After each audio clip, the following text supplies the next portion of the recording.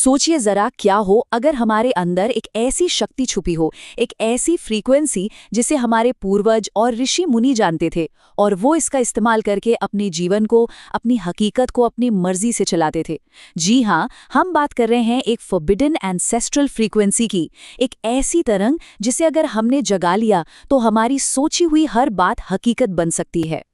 तो सवाल ये है कि क्या सच में हमारे भीतर कोई ऐसी छिपी हुई शक्ति है जो हकीकत को बदल सकती है?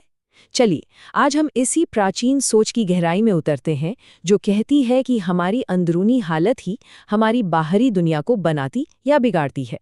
चलिए, इस छिपी हुई अंदरूनी शक्ति के आइडिया को और करीब से समझते हैं। देखिए, होता क्या है कि हम में से ज्यादातर लोगों की जिंदगी बस बाहर जो हो रहा है उस पर रिएक्ट करने में निकल जाती है। हम एक तरह से अपनी परिस्थितियों के गुलाम बनकर रह जाते हैं। असल में हम में से ज्यादातर लोग बस रिएक्ट करते रहते हैं। बाहर कुछ अच्छा हुआ तो हम खुश, कुछ बुरा हुआ तो हम दुखी। हमारी मन की शांति का रिमोट कंट्रोल पूरी तरह से बाहरी दुनिया के हाथ में होता है और यही वो जाल है जिसमें हम फंसते चले जाते हैं। लेकिन इसका एक दूसरा रास्ता भी है, अपनी जिंदगी के ड्राइवर, एक सचेत क्रिएटर बनना। तो चलिए इन दोनों मोड्स को, क्रिएटर और रिएक्टर मोड को जरा करीब से देखते हैं और समझते हैं कि ये हमारे शरीर और हमारी भावनाओं पर असल में काम कैसे करते हैं। हमारा शरीर हमें लगातार इशारे देता है कि हम किस मोड में चल रहे हैं। जब हम रिएक्टर मोड में होते हैं तो सांसें जैसे सीने में ही अटक जाती हैं, छोटी छोटी और उथली। दिल की धड़कन बेचैन और अनियमित होती है और पेट के ऊपरी हिस्से में, जिसे सोलर प्लेक्सस कहते हैं, वहाँ एक अजीब सी जकड़न महसूस होती है। वहीं दूसरी तरफ क्रिएटर मोड में सांसें गहरी होती हैं, पेट तक जाती हैं। दिल की धड़कन शांत और एक लय में होती है और पूरे शरीर में एक खुलापन, एक सुकून महसूस होता है। ये सिर्फ एहसास नहीं है, ये हमारे शरीर के बायोलॉजिकल सिग्नल हैं। तो ये एंसेस्ट्रल फ्रीक्वेंसी आखिर है क्या? देखिए, ये सिर्फ कोई फैंसी शब्द नहीं है। ये एक खास वाइब्रेशनल स्टेट है, एक ऐसी अंदरूनी हालत जहां हमारा मन और शरीर एक सुर में होते हैं। ये वो अवस्था है जहां हम सिर्फ बाहरी दुनिया पर रिएक्ट नहीं करते, बल्कि अंदर से, अपने भीतर से अपनी हकीकत को बदलना शुरू कर देते हैं। ये एक ऐसी जैविक अवस्था है जिसे मापा जा सकता है। हमारे पुराने ग्रंथों में एक बहुत गहरी बात कही गई है, यथा पिंडे तथा ब्रह्मांडे। इसका सीधा सा मतलब है, जो इस छोटे से शरीर में है वही पूरे ब्रह्मांड में है। हमारा शरीर सिर्फ एक रिसीवर नहीं है जो बाहर से सिग्नल लेता रहे। नहीं, ये एक बहुत ही पावरफुल ट्रांसमीटर है जो लगातार अपने आसपास के क्वांटम फील्ड को अपनी ऊर्जा से बदल रहा है। और कमाल की बात यह है कि आज का विज्ञान भी इसी तरफ इशारा कर रहा है। पॉलीवेगल थ्योरी हमें बताती है कि हमारी वेगस नर्व, जो दिमाग से पेट तक जाती है, एक टू वे एंटीना की तरह है। ये लगातार सिग्नल भेजती है कि हम सुरक्षित हैं या खतरे में। ठीक वैसे ही हार्ट मैथ जैसी रिसर्च बताती है कि हमारे दिल का एक बहुत शक्तिशाली इलेक्ट्रोमैग्नेटिक फील्ड होता है जो हमारी भावनाओं को ऊर्जा बनाकर ब्रह्मांड में ब्रॉडकास्ट करता है। तो अब सवाल ये उठता है कि इस फ्रीक्वेंसी को एक्टिवेट कैसे किया जाए। चलिए, अब बात करते हैं उन खास तरीकों की, उन प्रोटोकॉल्स की जो हमें रिएक्टर से क्रिएटर बना सकते हैं। शुरुआत करते हैं एक बहुत ही सिंपल लेकिन पावरफुल ब्रीदिंग टेक्निक से। अपना एक हाथ सीने पर रखिए और दूसरा पेट पर। अब इस तरह से सांस लीजिए कि आपका सीने वाला हाथ बिल्कुल ना हिले, सिर्फ पेट वाला हाथ ऊपर नीचे हो। जब सिर्फ पेट वाला हाथ हिलता है तो ये आपके नर्वस सिस्टम को एक सीधा सिग्नल भेजता है कि सब ठीक है, तुम सुरक्षित हो। बस ऐसी 7 गहरी सांसें लेनी है और ध्यान रखना है कि सांस छोड़ने में थोड़ा ज्यादा समय लगे। ये सिर्फ रिलैक्स करने के लिए नहीं है, ये आपके नर्वस सिस्टम को रीप्रोग्राम करने जैसा है। अगला कदम है कॉन्शियस टच प्रोटोकॉल। हमें बस 3 खास जगहों पर हल्का सा एक स्थिर दबाव देना है। पहला, सीने के बीचों बीच। दूसरा, गर्दन के ठीक पीछे जहां खोपड़ी खत्म होती है। और तीसरा, सोलर प्लेक्सस पर।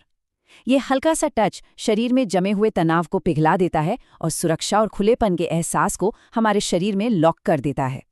और ये कमाल का काम करता है। ये हमारे शरीर को एक कंपास की तरह बना देता है। जब कोई सोच, कोई फैसला सही होता है तो हमें इन तीनों पॉइंट्स पर एक फैलाव महसूस होगा, एक खुलापन। और अगर वो फैसला डर से या किसी पुरानी आदत से आ रहा है तो फौरन एक सिकुड़न महसूस होगी। हमारा शरीर खुद हमें रास्ता दिखाने लगता है। अब देखिए, इस फ्रीक्वेंसी को एक्टिवेट कर लेना एक बात है, पर इसे बनाए रखना असली चुनौती तो वही है। रोजमर्रा की जिंदगी के दबाव के बीच इसे बचाए रखने के लिए हमें कुछ शील्ड्स यानी ढाल की जरूरत पड़ेगी। इसके लिए हमारे पास दो बहुत ही पावरफुल शील्ड्स हैं। पहली है कॉन्शियस सिलेक्टिविटी, मतलब कुछ भी देखने, सुनने या किसी से बात करने से पहले 1 सेकंड के लिए रुकिए और अपने उन 3 पॉइंट्स को चेक कीजिए। अगर उनमें सिकुड़न महसूस हो तो समझ जाइए कि वो जानकारी आपकी क्रिएटिव स्टेट के लिए जहरीली है। और दूसरी ढाल है स्कार्सिटी शील्ड। जब भी मन में ये ख्याल आए कि ये काफी नहीं है, चाहे वो पैसा हो या समय, बस 3 गहरी पेट वाली सांसें लीजिए और मन में दोहराइए, जो सच में मेरे लिए है उसके लिए समय और साधन हमेशा मौजूद हैं। चलिए, इसे एक असल जिंदगी की उदाहरण से समझते हैं। मीरा की कहानी लेते हैं। वो 50 साल की एक बिजनेस ओनर थीं, जो हमेशा तनाव और भागदौड़ में रहती थीं। जब उन्होंने इन तरीकों को अपनी जिंदगी में उतारा, तो सिर्फ 6 हफ्तों के अंदर उनका रेवेन्यू 3 गुना हो गया, और वो भी तब जब उन्होंने अपने काम के घंटे पहले से 1/3 कर दिए थे। ये दिखाता है कि जब हम चीजों को धकेलने की जगह उन्हें अपनी तरफ आने देते हैं, तो क्या कुछ मुमकिन हो सकता है। तो जब ये फ्रीक्वेंसी हमारी आदत बन जाती है, हमारी नेचुरल स्टेट बन जाती है, तो हमारी जिंदगी में क्या बदलाव आते हैं, क्या संकेत मिलते हैं कि हम सही रास्ते पर हैं? सबसे पहले तो सिंक्रोनिसिटी बढ़ने लगती है, मतलब सही इंसान से सही वक्त पर मिलना, अजीब अजीब से इत्तेफाक जो असल में इत्तेफाक नहीं होते। दूसरा, चीजें आसानी से होने लगती हैं। जहां पहले बहुत जोर लगाना पड़ता था, वहां अब एक फ्लो महसूस होता है। और तीसरा, आपका होना ही, आपकी मौजूदगी ही दूसरों पर एक शांत, एक पॉजिटिव असर डालने लगती है, बिना किसी कोशिश के। ये सारे संकेत हैं कि आपके दिमाग की वायरिंग बदल रही है। और इन सब के बाद जो आखिरी और सबसे गहरी समझ पैदा होती है, वो है अहम ब्रह्मास्मि। ये एहसास कि हम इस ब्रह्मांड से कोई अलग टुकड़ा नहीं है, जो इसे बदलने की कोशिश कर रहा है, बल्कि हम ही ब्रह्मांड हैं, जो इस इंसानी रूप में खुद को अनुभव कर रहा है और खुद को नए सिरे से बना रहा है। तो ये सारा ज्ञान, सारी जिम्मेदारी बाहरी दुनिया से उठाकर हमारे अंदर रख देता है, और हमारे सामने एक बहुत ही पावरफुल सवाल छोड़ जाता है। अगर हमारी अंदर की दुनिया ही हमारी बाहर की दुनिया बनाती है, तो हम अगली कौन सी हकीकत बनाने वाले हैं?